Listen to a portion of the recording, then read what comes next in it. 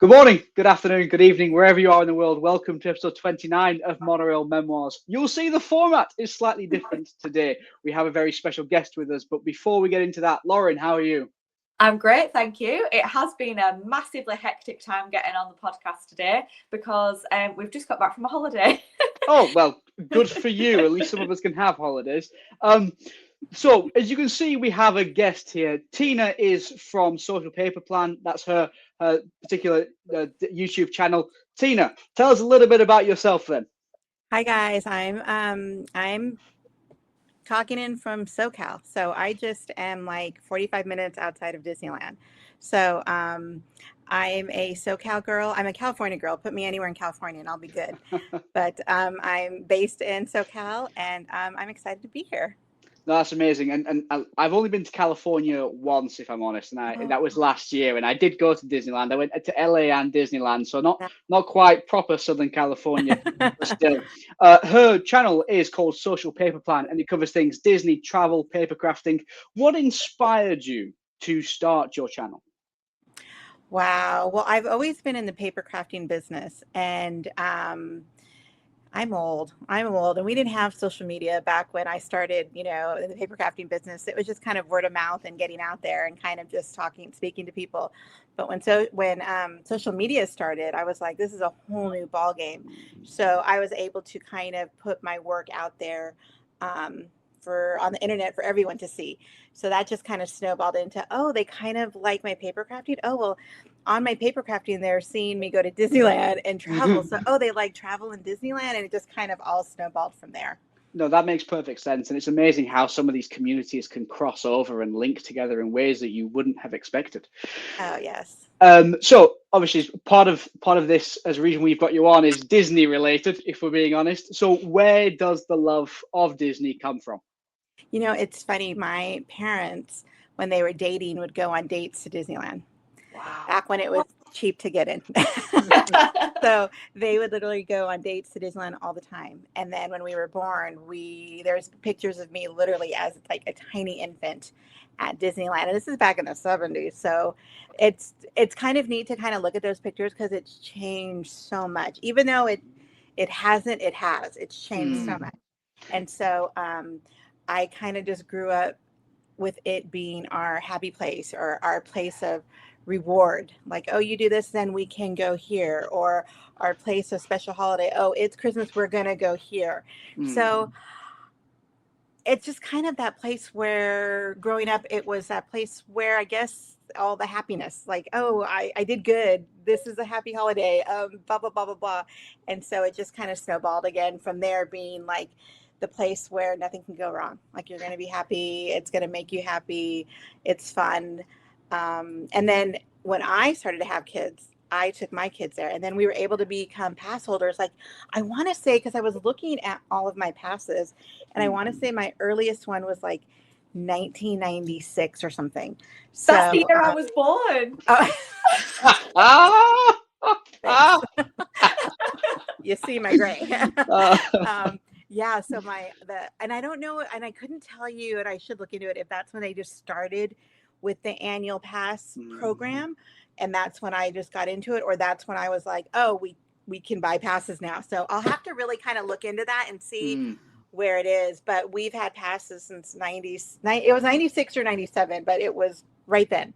We've had passes since then. That's amazing because Disneyland is seen more as a locals park, isn't it, compared to Walt Disney World? Completely. Your last visit, though, because we will obviously follow you on YouTube, look through your most recent trip to Walt Disney World was only about 4 weeks ago, wasn't it? And I just booked again. I'm leaving in 36 days. Oh, wow, that's fantastic. Because your most recent trip, you stayed at Pop Century, didn't you? I love a value hotel because to me, I am not like maybe you, sweetie, like since you're coming from, a whole different time zone, a whole different you plan yours out more. I'm able to kind of look and see like, oh my God, there's a deal for $160 round trip to Orlando. We're going. So my trips are always spur of the moment. They're always like 30 days or less. Wow. I wish I could be a planner and like plan like, oh, I'm gonna go at Easter time. I'm a deal finder. And so I was just talking because I'm like, not that I can't stay at the nicer hotels, but to me in my head, we're only literally like sleeping there. We're not really doing too much. So to me, like, oh, I can stay 4 days instead of 2 days if I stay at this hotel. Pop Century is one of those hotels. It's a value one, and I'm using air quotes because they label it a value, but there's nothing. It's valuable because it has the Skyliner. It's a perfect location with the Art of Animation right there. I have access to the Riviera. It's just a perfect hotel for me. So they could label it cheap, value, anything they want, and I love it. And you're right, if you're using it as just a bed effectively, the Grand Floridian's lovely, but it's a very expensive bed. And I better be staying there like walking the grounds 24 hours a day. I completely agree, because Lauren, how far out do you actually plan? Because Tina mentioned she does it in about 30 days. Lauren, you've got much longer to plan, haven't you? Like a year, yeah. So we've booked to do the springtime surprise runs in Disney World next year. And when did we get those tickets? Well, we got the tickets probably in late July or August, and it's for April, so that's like 9 months straight away. Will the airline prices ever go down? Like closer to get, or no? So you want to get them as far out as you can. Yeah. And so booking that seemed really close. And that's why it's kind of crazy. Because we usually look, so the flights usually come out around 11 to 10 months before kind of you're planning on going. So you always look around the year mark before you want to go as to what the flight prices are going to be. And then we have to book out that far in advance. Yeah, wow. Because Tina, obviously you're in Southern California. I'm in Virginia. There's 5 flights a day from because I'm actually near Washington D.C. If I'm honest, I don't. So you have two airports. You have Reagan. You have Dulles, and you have So you have absolutely. Indeed. I'm literally in between where I'm at. I'm in between LA and Palm Springs. So I've flown out of Palm Springs. I've flown out of Burbank, Orange County, LAX. I mean, I have like 7 that I constantly look, and I'm like, okay, who's got some deals this month, or what have you. And that's literally how I plan my vacations. It's pathetic, I know, but it's how I do it. I have 1 at a stretch 2. Yeah, it's a little bit different. But as the title of this episode is, it's called Debate Club, and the idea behind this is, Tina, we know Disneyland is your favorite park, and so I've only been to Disneyland once, so I can't confess. Lauren hasn't actually been to Disneyland yet, because if you think from the UK, it's a 15 hour flight. It's a long way. So our experience of Disneyland is very limited. Our experience of Walt Disney World is quite extensive, so we are biased there. But I've got to ask then, Tina, why is Disneyland your favorite park?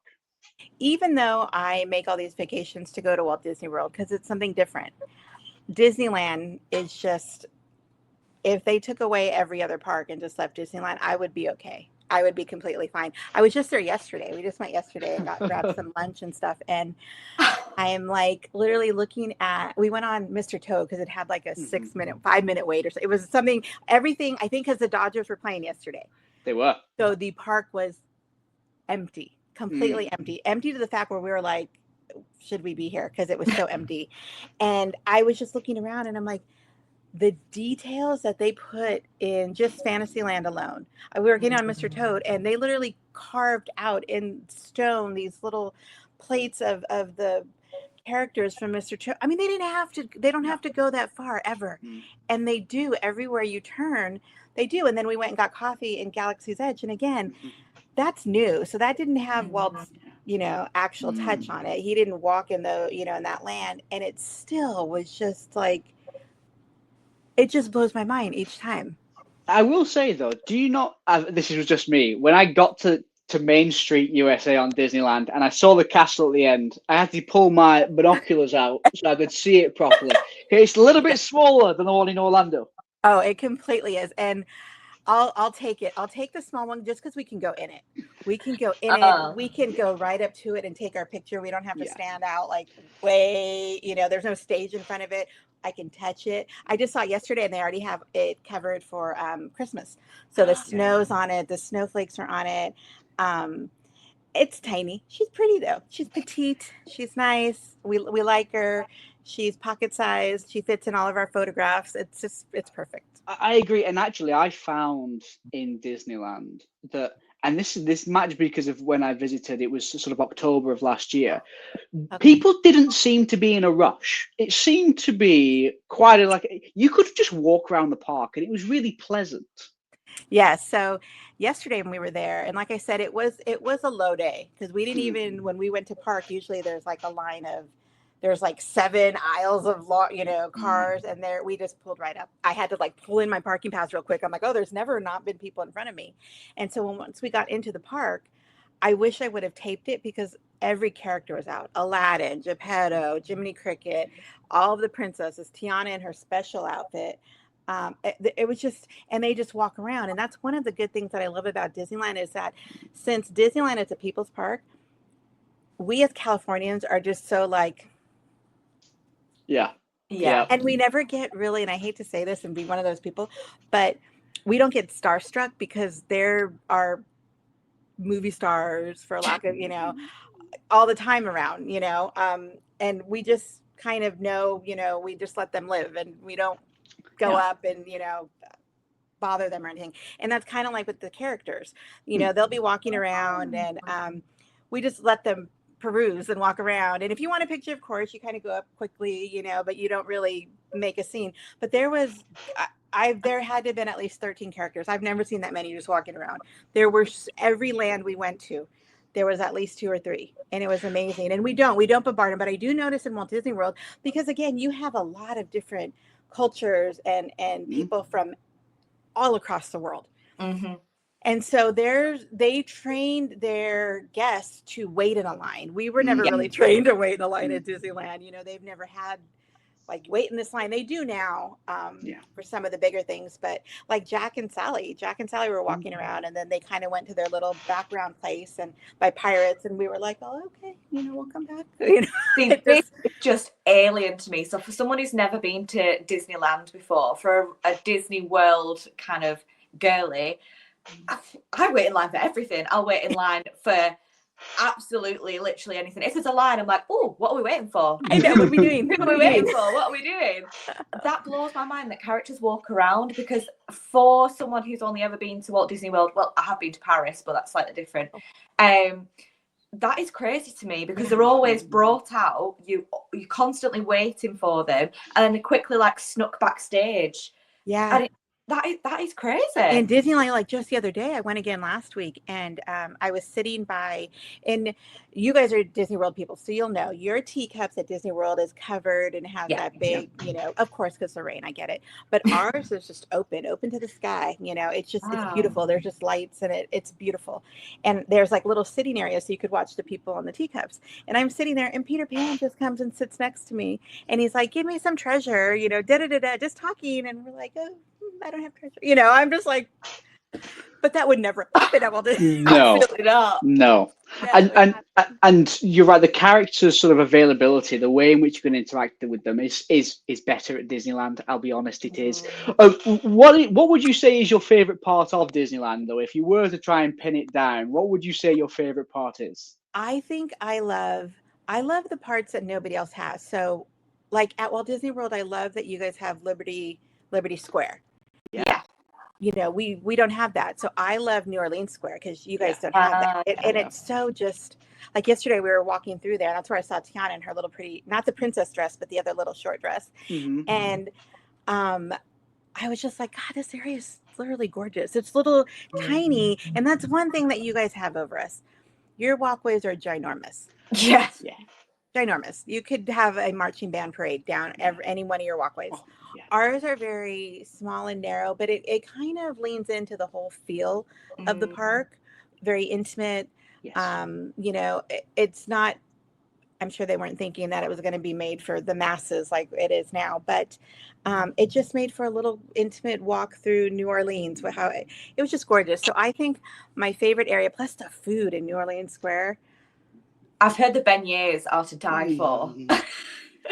I could just close my eyes and mobile order anything from and I'll be okay. I'll be good. I'll be good for the day.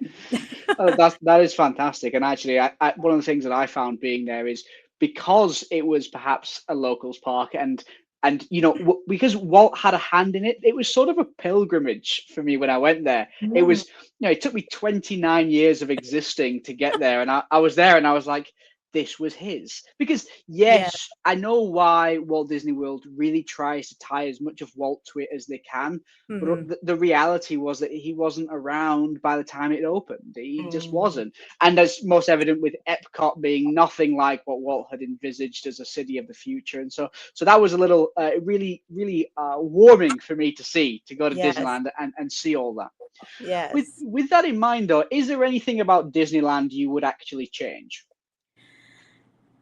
If we're talking about Disneyland Resort, I wish they would have purchased so much more land, because it's, I mean, since you've been there, it's, if you're not staying at one of our 3 hotels, that's embarrassing. 3. You're staying just in a random hotel and you're walking through just a city, and it just kind of you lose the magic a little until you get back on property. And at Disney World, I've been there before. I usually all the time. I do not leave the bubble. Yeah. Ever. Yep. I completely agree. If I go to Universal, I'm staying at Universal and I'm just going to Universal. I mean, how sad is that? I don't know what my brain does, but that's like who I am. And so I wish that he would have, and he didn't know. No, of course. But I wish he would have just purchased a little bit more so we would have had that bubble too. Yeah, I agree, because when I went, I stayed at the Hilton, so it was sort of a walk down the road, and it was fine. And the reason actually why we stayed there is because we only booked it with a couple of weeks to go. So similar to how when you come to Orlando, we only booked it with a couple of weeks to go, and the only rooms they had available left on Disney property were so expensive. I thought, well, no. And that's one of the reasons why it's so easy for me to book a trip to Walt Disney World, because if I want to stay one day at the Grand Floridian, our Grand Californian, it's almost $1,000. Yeah. The Disneyland hotel is a good $700. I could stay 4 days and have a flight at a value hotel. I'm also slightly biased because I'm a DVC member. I would still pay California hotel taxes even if I stayed in one of the ones in Anaheim. So see, it's just, I wish if we had more resorts, then our prices would go down. But because there's only 3, and people pay that price. I mean, not that I haven't, like, I've stayed in Pixar Pier when it opened because I had to. I mean, not that I had to, but I was like, I want to experience it. I want to know what it is, But again, I'm an Aquarius. I don't know if you guys are into signs, but I'm very frugal when it comes to, I don't spend in excess of, I really want to get my dollars worth. So I can stay, we could have, what do they call them? Staycations, and stay at the Disneyland Hotel. But I'm like, gee, that was a great $800 spent. Yeah, you could go home. Or I could, like I said, spend 4 days at Walt Disney World, and be fine. So it's still $800, no matter where I spend it. So. Oh, I agree entirely. And obviously Disneyland as a park has been around longer than all the others. So do you think there's anything that Walt Disney World can learn from Disneyland? I wish they would, and I don't know if this is anything that they could have ever kind of done, but I wish they would have from the get-go just had those characters walking around and roaming and trained us to kind of adhere to their rules, instead of having to make every character a line that you wait in, and because some of those lines are like an hour to meet a character. If at Disneyland, if you waited an hour to see anyone, you would know that everyone in that line is not from California. Absolutely. We would be like, no, ma'am. Absolutely. And I think the only time we actually wait, and I waited a long time, is at the after hour parties. Because, and I think they do it on purpose. But I mean, not on purpose, but I don't think I don't know. Some of the after hour parties, I go to them. I do. I pay the money and I go. But the Star Wars ones in particular, my husband and I are big Star Wars fans, and we've waited sometimes just in line with the characters, and we're like, we didn't even get to eat the neat food, or that we have to get by another day and just experience the, the lightsaber ceremony, So those are the only times you'll see anybody waiting in line, because you'll never get to see this character. We saw the Jawa people, the Sand people. I mean, those are characters that are not going to be the Ewoks. Yeah. I mean, you're never going to see them walking around. So that was a Walt Disney World moment brought to us. I completely understand. I completely understand. And Lauren, I know that you're looking at going to Disneyland at some point, either sort of next year or the year after. Tina, what advice would you give to somebody coming from half a world away of the things they must do at Disneyland? Oh my gosh. Okay. So any time of the year is great, but avoid the summer, because that's when everyone on vacation comes. And it's not that we have humidity, because it can be 120 in Palm Springs and we are like, love it, because there's no humidity. It's just a dry heat. The shade, then it's not as bad. Versus Walt Disney World, where it's like 80 with humidity and you're like dying. So I would still kind of avoid summer. Our fall months, chef's kiss. They're chef's kiss. In California, you could wear shorts and a t-shirt, and then in the evening throw on a little sweatshirt and maybe some jeans, and it'd still be perfect. The parks are always decorated great for the holidays, but if you ever wanted to come on one of our after hour nights, like Sweethearts Night or 80s or 90s nights or Star Wars, I don't know if you're a Star Wars fan, those after hour party, when we have them, are fantastic. But I would say eat in the places that you don't have in Walt Disney World. Like I said, the New Orleans Square, you can't go wrong anywhere in there. The Rancho de Zocalo, which is in our Frontierland, it's a really good, that's where Doritos were made. They invented Doritos at Rancho de Zocalo. I didn't know that. Thing. Yeah. So that's another really neat restaurant that we have. It's a quick service, but it's so good. Yeah. But you won't have that over there. And the one thing that we do right is in Walt Disney World, if you get Mexican food, it's usually like a Cuban inspired, black beans, blah, blah, blah. If you get Mexican food in Disneyland, we are right by Mexico. I could be there in an hour and a half. Yeah. Our Mexican food is delicious. Yes. By Mexicans. I used to work at the parks. It's good. I used to live in New Mexico for a little while, and I've never been able really to have Mexican food since, because it's just been disappointing compared to when it's actually from. I know New Mexico is a little bit north of the border, but still, my mom was from New Mexico, so my cooking is New Mexico inspired. That's fantastic. I get it. Yes, but you're never going to replicate New Mexican, especially you got the really good, the most flavorful, because there could be spicy, but the flavor from the New Mexico chili. Oh, I agree. We got onto a slight detour of Mexican food because now I'm hungry. That's fantastic. I'm over. I'm going to cook in a minute. But with that in mind, Tina, thank you so much for joining us on Monorail Memoirs. It has been an absolute blast. For everybody watching, just as a reminder, Social Paper Plan is Tina's channel. It goes through Disney stuff, travel stuff, paper crafting, all of the above. And honestly, it's a great watch. Tina, thank you so much for being a great sport. Thank you for joining us on Monorail Memoirs. And as always, please stand clear of the doors. Bye, everybody. Bye. Thank you.